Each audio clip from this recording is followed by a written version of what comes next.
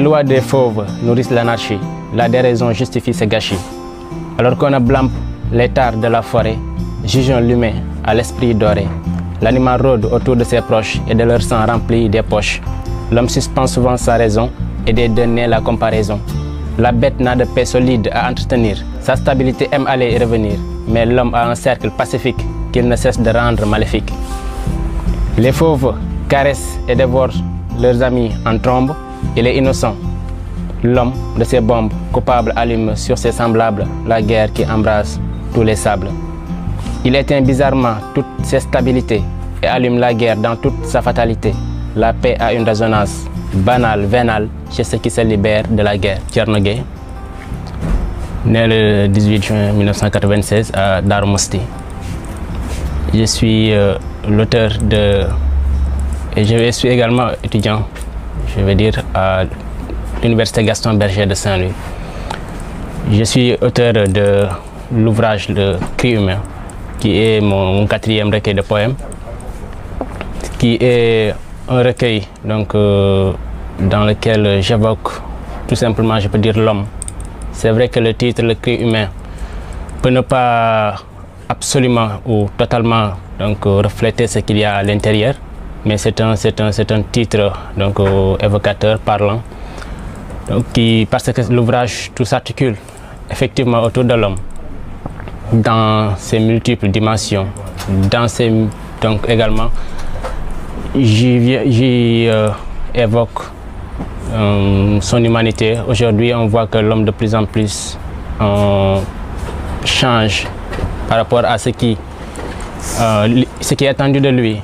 Parce que quand on parle de l'homme, on fait référence à la meilleure des créatures, donc de Dieu, et qui est un être imparfait certes, mais parfaitement créé, qui aujourd'hui devrait, avec la raison dont il est doté, se hisser à un certain niveau, un peu qui reflète mieux sa dimension. On voit par exemple, parce que dans l'ouvrage je parle de contradiction, c'est un titre de poème parce que les poèmes ne sont pas nombreux, il y a peu de poèmes mais qui sont assez longs. Donc dans Contradiction humaine, je fais référence donc à ce niveau de l'homme qui cherche toujours à avoir, disons, une chose, mais également son contraire. Parce qu'aujourd'hui, si l'homme veut la paix et que l'on se rend compte que c'est l'homme lui-même qui allume les guerres, que c'est l'homme qui attaque son environnement, qui attaque la nature. Donc, vous voyez qu'il y a ça, c'est un peu paradoxal, c'est un peu contradictoire. Il y a également dans cet ouvrage une partie qui est réservée à la jeunesse. Parce que quand on parle de jeunesse, on parle de la force d'un pays, d'une société. Aujourd'hui, la jeunesse, c'est vrai, et ça a toujours peut-être été le cas. On attend d'une jeunesse qu'elle soit active, qu'elle participe donc entièrement et de façon décisive dans ce qui se passe dans la société. Aujourd'hui, c'est vrai, il y a une certaine inaction qui est notée chez la jeunesse. Aujourd'hui, la jeunesse est plus enclin à réagir qu'à agir. Donc, et ça, je crois que ça peut être considéré comme un échec quelque part de la jeunesse, parce que la jeunesse doit anticiper les choses et ne doit pas quand même attendre jusqu'à ce que les choses aillent dans le mauvais sens pour sursauter et vouloir que les choses soient autrement, alors que souvent c'est trop tard. Donc c'est un livre qui m'a permis de lancer cette invitation à la jeunesse, d'incarner ce qu'elle doit être réellement. Il y a également une autre partie, bien sûr, qui est consacrée toujours à la jeunesse, mais à des niveaux différents, parce qu'il y a un poème qui s'intitule, je crois, « Au parfait et absolu mystère ». Ça renvoie à la jeune fille aujourd'hui de notre époque, la femme de façon générale, parce que la femme a un rôle très important dans la société, surtout dans nos sociétés africaines.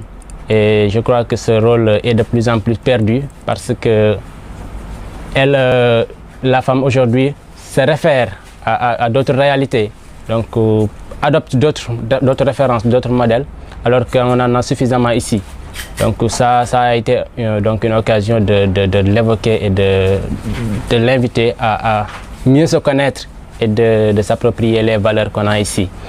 En tant que mouride également, comme ça a toujours été le cas avec mes précédents ouvrages, j'insistais souvent tous mes ouvrages précédents se focaliser sur mon environnement de mouride, tout haut, tout bas, Darou Mouhty j'y reste. J'ai pas également manqué d'évoquer les hommes de Bamba, je vais dire, parce que j'ai dit que Bamba eut le choix, un poème qui m'a permis de montrer à travers des figures religieuses de Darou Mouhty, montrer que Cheikh Ahmadou Bamba a bien choisi ses hommes et que ce sont des hommes qui savent la vraie valeur de l'homme et comment vivre bon et honnête dans ce bas monde. Donc de façon globale, c'est ce que regroupe l'ouvrage. Et c'est vrai, comme je l'ai dit tantôt, le titre est évoquant, est révélateur, est évocateur, mais ça peut ne pas refléter totalement ce qu'il y a dans l'ouvrage parce que c'est une diversité qui est adoptée dans cet ouvrage. De façon, je crois, simple, on peut dire que c'est ça le cri.